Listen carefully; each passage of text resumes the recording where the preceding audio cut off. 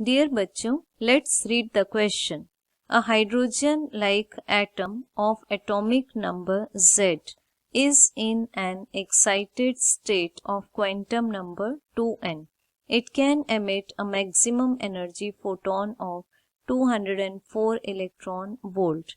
If it makes a transition to quantum state n, a photon of energy 40.8 electron volt is emitted. Find N, Z and the ground state energy in electron volt of this atom. Also calculate the minimum energy in electron volt that can be emitted by this atom during de-excitation. Ground state energy of hydrogen atom is minus 13.6 electron volt.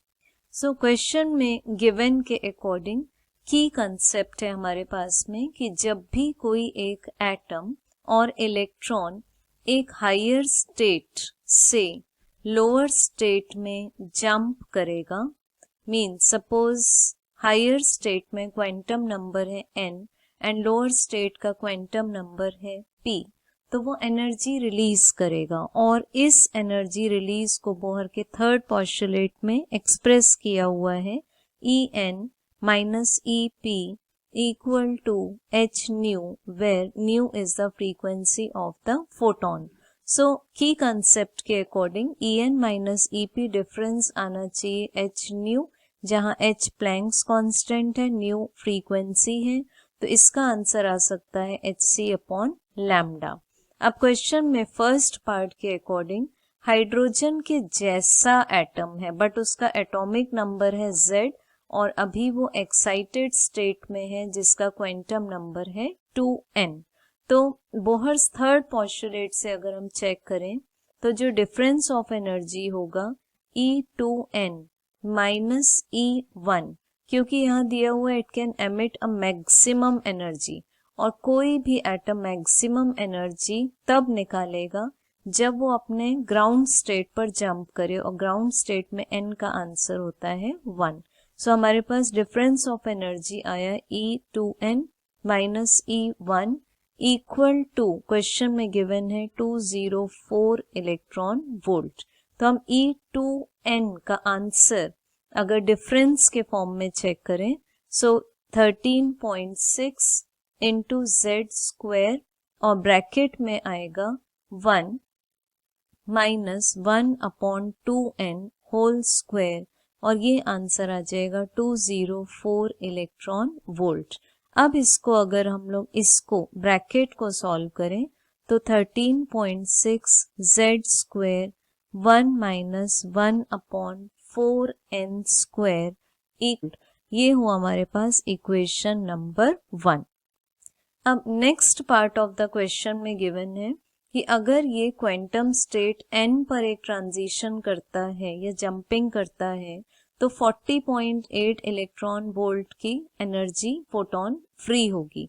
तो अगर हम अब इस equation को rewrite करें तो हमें मिलता है 13.6 into Z square 1 upon n square minus 1 upon 4n square equal to 40.8 electron volt.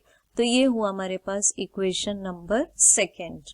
अब एक ही एटम की बात की हुई है तो अगर हम दोनों इक्वेशंस को सॉल्व करें equation 1 and equation 2, so n और z की वैल्यू को फाइंड करने के लिए अगर हम इक्वेशन 1 को इक्वेशन नंबर 2 से डिवाइड करें तो हमें लेफ्ट साइड में मिलेगा 1 minus 1 upon 4n square divided by 1 upon n square minus 1 upon 4n square और राइट साइड में होगा 204 डिवाइडेड बाय 40.8.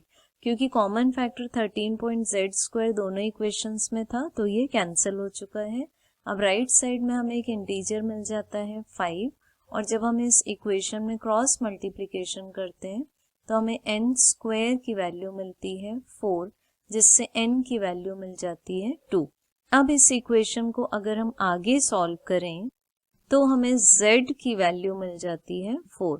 तो हमारे पास ये दोनों values n equal to 2 and z equal to 4 मिल गई.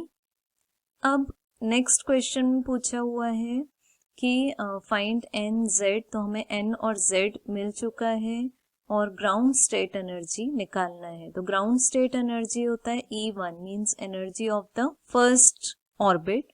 तो E1 का फॉर्मूला है -13.6 into Z square electron volt. So because Z की वैल्यू मिली है हमें 4, तो हम इसको पुट कर देंगे -13.6 into 4 square will be 16 electron volt.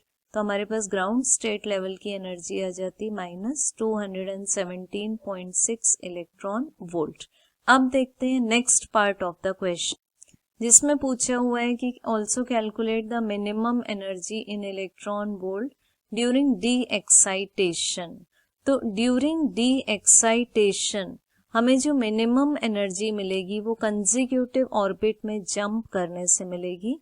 So E minimum will be E2n, because वो 2n ऑर्बिट में था पहले, माइनस उसका लोअर कंसेक्यूटिव ऑर्बिट होगा 2n माइनस 1, मतलब उससे जस्ट 1 लेसर ऑर्बिट। सो इसका n का आंसर हमने फाइंड किया था 2, so this will be E4। तो E4 का जस्ट लोअर ऑर्बिट होगा थर्ड, तो उसकी एनर्जी होगी E3।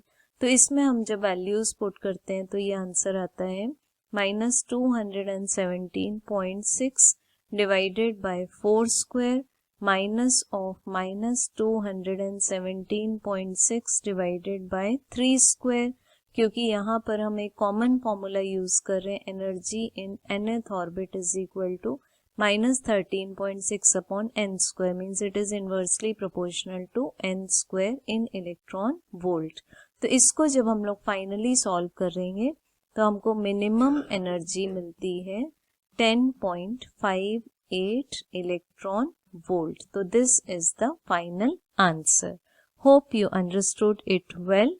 Best of luck.